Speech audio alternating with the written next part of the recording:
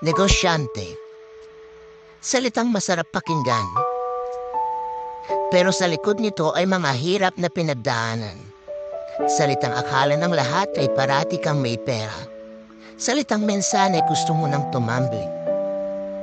Pero dahil sa salitang ito, ay patuloy kang lumalaban kahit gaano man kahirap. Dahil ikaw ay isang negosyante na patuloy pang nanangarap sa ikakaganda ng negosyo mo. Hindi po ibig sabihin na may negosyo ka o nagnenegosyo ka mayaman ka na. Mayaman lang po kami sa pangarap at pananalig na mabago ang pagmulong buhay namin. Kaya bago mo isipin na mayaman na ang isang negosyante, malamang hindi mo alam ang hirap at pagod na pinagdaanan niya. Kaya sa mga negosyanteng patuloy lumalaban para sa kanilang mga pangarap, saludo po ako sa inyo.